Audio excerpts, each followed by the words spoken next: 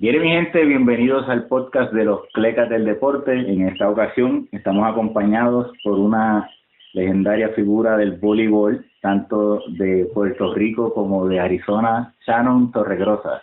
Saludos, Shannon. Hello, everyone. Hi.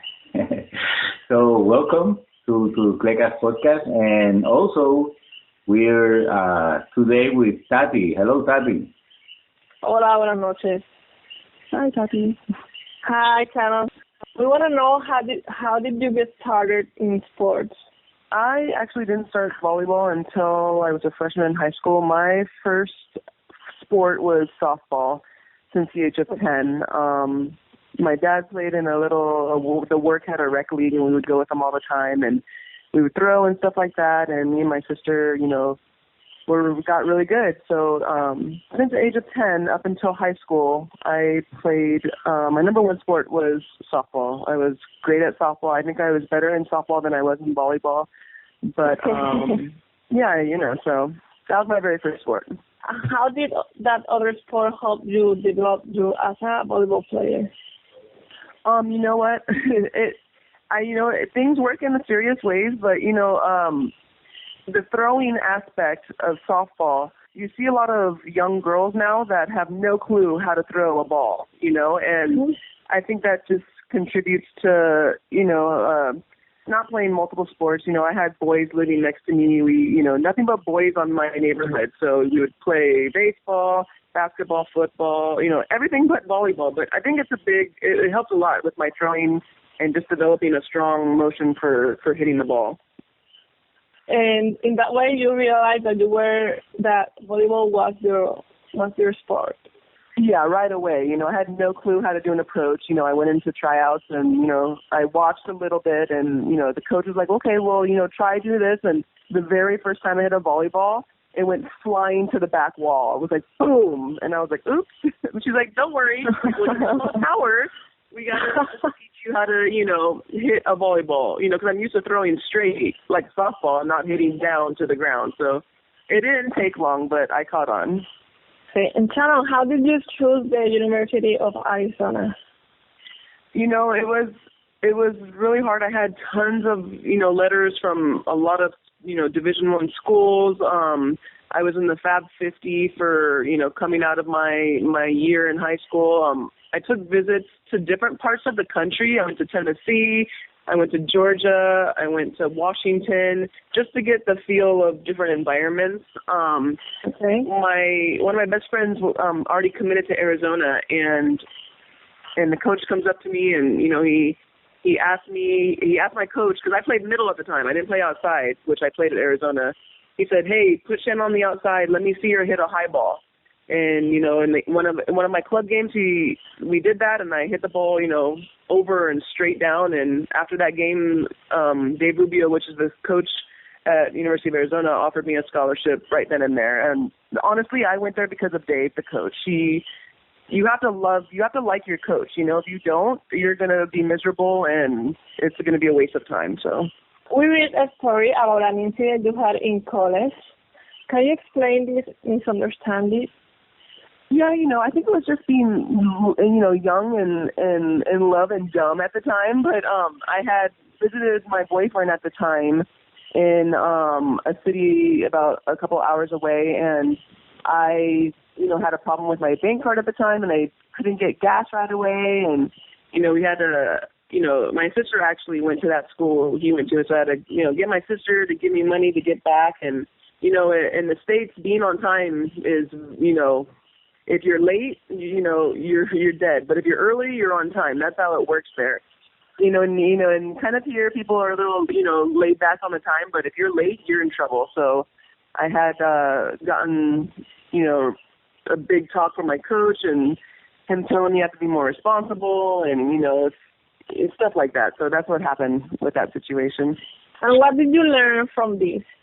Be prepared, have, if I would have, can go back to tell myself, I'm like, hey, make sure you have, your cash, out and ready, or fill up your gas tank all the way, and stuff like that. But honestly, University of Arizona was paying for my scholarship, and then, they deserved my full attention at the time. And, you know, when we go back and look at our mistakes, we're just like, why did I do that? You know, but, you know, hopefully, you know, as you get older and time goes on, you learn from it, and hopefully you can try to teach other people that you see, hey, like, hey, I did that once. I don't think that's a good idea, you know, so hopefully to, you know, help other people. So basically the university gave you a fast track into what being a professional is, right? And yeah, I mean, of course. Who brought you to Puerto Rico? How did you learn of the league here, and why did you choose to play professionally in Puerto Rico? So, you know, my maiden name is Torregrosa. You know, my married name is Wingate. I've been married for 10 years. But, you know, my grandparents are, you know, my grandpa is from Ponce, my grandma's from Guayama. We came down here all the time when we were little, you know, almost every summer here. And, you know, my grandpa had 11 brothers and 11 sisters. And one of my great uncles was the president of the Olympic Committee here. So, you know, as soon as, you know, I was in college and, you know, I was a good athlete and stuff like that, you know, word got out, and my grandpa's like, you know, hey, you know, they want you to come play, and is that something you want to do? And I'm like, yeah, you know, I love sports. You know, I love to compete. It's, you know, obviously I do because I'm still playing at the age of 35. You know, volleyball. But so that's how I got involved in playing here in the league for volleyball, and then eventually playing on the national team for 10 years, or I don't remember exactly the number of years I was with the national team here. So you've earned a lot of accolades here. You've reached some milestones here, which very, very few players have reached. You reached 500 blocks, some milestones in points, which put you in an elite group, right? Who are you know, I never really thought about, you know, I don't really think about that until it happens, so it's weird. So that speaks about your longevity and the quality of your play all this time. And how different was when you started playing here to what you experienced in Arizona?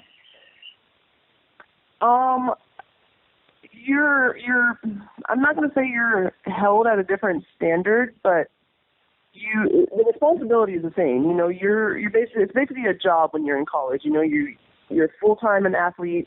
You know, you have so many hours in the gym, so many hours in the training room, so many hours conditioning, and you're trying to get your higher education, you know, to hopefully have a career past sports, you know, in life. It slowed down a lot when I came to Puerto Rico because I'm so busy, you know, having something to occupy my day every single minute. You know, I'm literally up at, you know, 6 a.m. in Arizona, and I don't go to bed till 11 or 12 some nights, you know. So here it's different, you know, like you have to be careful because you have to take care of your body. You know, you don't have someone there every minute saying, hey, your body fat is over 15%. You got to get on the treadmill, you know, or, you know, like, hey, you got to, you know, get in the gym and do weights and stuff like that, you know. So yourself is what you depend on. Obviously we have trainers here and stuff like that, but, you know, no one's going to hold your hand. It's, you know, like it's a job. If you don't do your job right, you get fired. So you have to be more responsible with your time and how you spend it here. So after all these years, you arrived to current season in Mayagüez again. And what do you think about the new ownership? Is it a different culture from other years? You know, I had Orlando Lugo when Mayagüez was just created as a franchise up until I, you know, hurt my knee in 2006, and even after that, you know, he kept me on the team, you know, to get better and just to be a part of the team. And then I don't know what happened first. Either I think he sold the team, or I don't know which one. I think he sold the team because I wouldn't have gone and played outside if he sold the team. But then I went to Romania that year in 2008. And then the year after that, I had my daughter, Nevaeh. And then 6 months after that, she was born, I was back here, traded to Catania, and played with, you know, Courtney and Angie and Jess Jones with Willie Lopez as the owner. And those were two great owners, you know. And then coming back to Mayagüez for last year for a month of playoffs, Orlando Lugo's son, had taken ownership, and he's great. We're like family. He's like Orlando's like my second dad here. He's awesome. He always gives me good advice and stuff like that. And when I heard of the new ownership, I had no clue, who Marvin was. I didn't know. The only person I really knew that was still part of the administration was Peripo, was Ismael, and Muniz here and there, because I knew Muniz when I used to come back and play Mayagüez and stuff like that. But, slowly but surely, it's a new year. It was a new experience for Marvin. It was a kind of a bumpy start, but, just like anything you work hard at and you try to, make better, it's, smooth out along the way, and, we're cruising along into semi. So you're a coach in Arizona, right?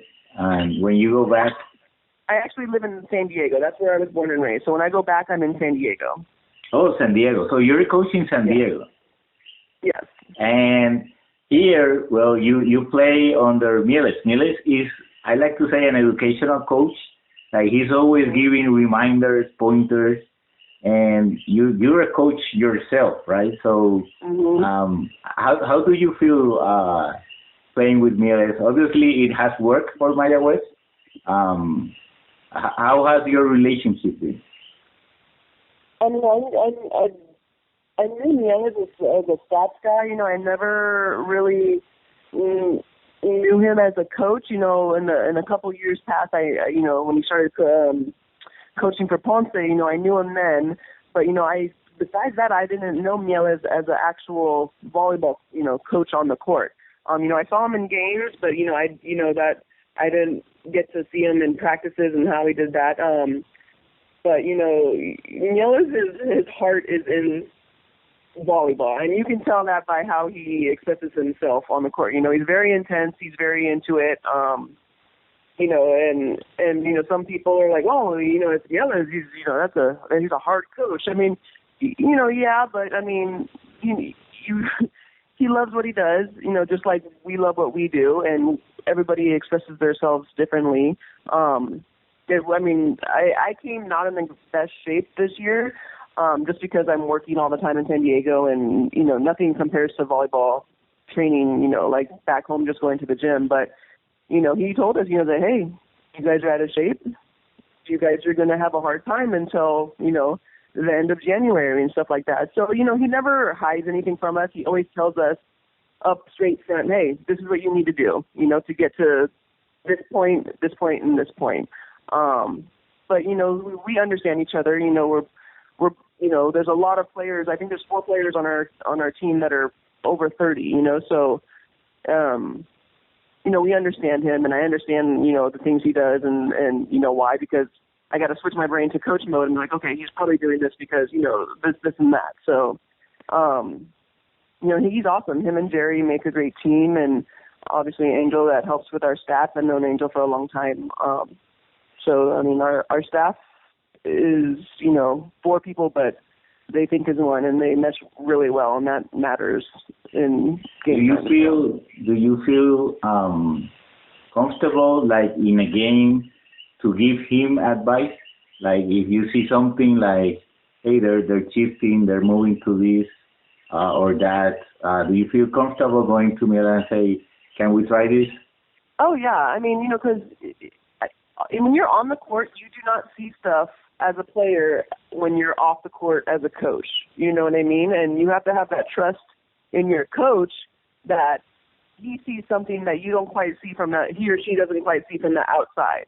And, sometimes, he'll remind me, he's like, hey, why are you blocking there? I was like, because they were doing a cross pattern. And you're like, oh, okay, yeah, you're right. So, just like us, we get caught up, and just like them, coaches, they get caught up, and so it's been fine, like everybody gives their info, and stuff like that. I'll look at Ryan and be like, hey, you need to dump the liberos out, and stuff like that. And so everybody works well, and we give good critical advice, and, they take it well, like they should. So Mayagüez starts the season without 2 invited players, right? And yes, we're passing the John Kyra saga, right? And unfortunately, it doesn't happen. And then Taylor Simpson is seen as sort of a savior, right, for Mayagüez at the last moment.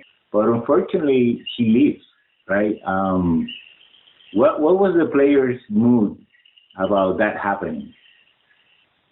You know, I think we've been through so much this season as a team, just with dealing with different stuff happening on the team. You know, Calais, you know, had a foot injury, you know, a couple months into season, and that, you know, that was hard. And so a couple of times we had to, you know, do without Calais on the court, or, you know, she got sick one time and stuff like that. You know, stuff happens during season to people, but I think we've just been so immune to just like crappy things happening to us that when, you know, we actually heard at practice out of Niels' mouth that, you know, Taylor left and this one, you know, I just remember Jessa came a little a minute late or something like that, and we were already talking about it. And she came into the huddle, and Niels told her, and everybody was looking. I was looking at her. You know, I always look at Jessa's face, and he told her, and she was just, you know, shook her head and just said, you know, like, you know, whatever. It doesn't matter. You know, like, we're gonna, you know, play with what we have, and that's it. You know, so, you know, we're just not real. You know, what we have is what we have, and we're gonna make the best of it with the people we have on the court and on the bench. So it sucks, but you know, it happens.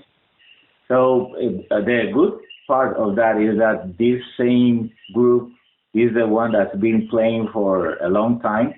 So at least you know each other, right? There's no new player learning the system or things like that can bring miscommunications, right? So at least you know what you can expect from each other, right?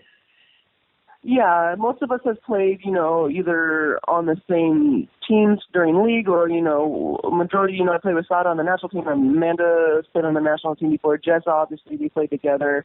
I didn't know Noma that well, but, I mean, she's awesome. Like, she is just a sponge for information, and she's never negative. She's awesome. And when the situation with Kim happened, well, Madi, she is a rookie. She came in and filled that spot. And, you know, she had a bumpy start just because you're a rookie. I mean, you're going in, you know, trying to fill someone's shoes. And, you know, besides being, you know, your confidence, you're nervous or whatever, you know, she's starting a couple games ago.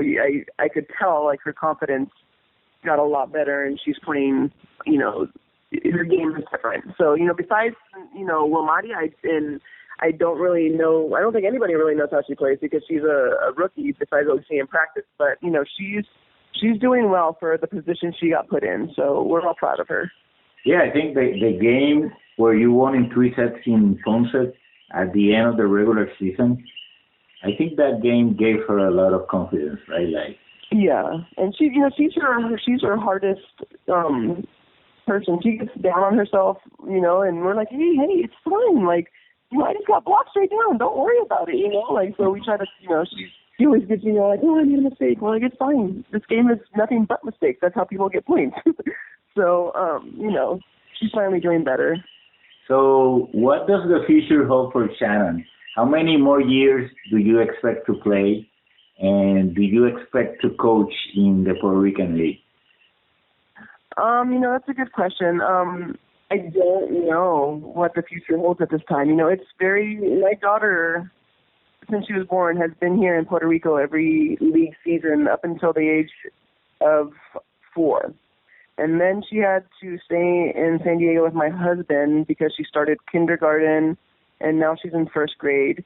And I'm not saying that it was easier then to go, but she's older, so she understands more, and it's just really hard to leave her, you know, for this much time.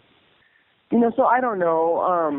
Me and my husband had a long talk before I came here, and, you know, I told him, hey, if you don't want me to go, I won't go. You know, it's not a problem. If it's going to be too hard or, you know, whatever. But, you know, I don't know. I would say I don't think I will come back if she doesn't come here with me, but that takes a lot of planning. I have to find a good school for her and and stuff like that. So I don't know what, the future holds for me. So I can't tell anybody at this time what's the plan. Okay, I understand. So Shannon, we want to thank you for your time. Of course. We do have a section we want you to participate in. It's called the Clecas Award. Shannon, do you have a Clecas Award to give at this moment for any situation? I don't. Yeah. I don't. You guys can make up one or something. I don't know. There's something in the daily life in Puerto Rico that you think deserves a Clecas Award? You know what? I always ask people here. I'm like, hey, what do you guys like? What's your driving test? Like, what do you guys have to do on your driving test? And they're like, why? I'm like, because it sucks here. And they're like, no. They're like, it's just traffic. I go, no. I go, do you guys know how to merge? When one lane goes into a main highway, do you guys know how to merge? And they're like, what is that? I go, never mind. You just answered my question. No, like, being here all this time, I'm immune to it now. But, oh, my God, when I first came here, I had road rage to the 10th power. The funny thing is that when there's a merge, we expect the secondary road expects to have access instead of the primary one. So it's kind of strange, but it's like that. Like the secondary road expects the primary road to give. So once you learn that, it's easier. But so yeah, we give a Clecas Award for that. Tati, do you have a Clecas Award too? So I want to thank you, Shannon, for your time and your teaching. Les recordamos a todos nuestros oyentes que nuestras entrevistas las pueden conseguir en nuestro canal de YouTube, que le pedimos que se suscriban al mismo, y nos pueden conseguir con el hashtag Clecas Podcast en Facebook y Twitter. Muchas gracias y bendiciones.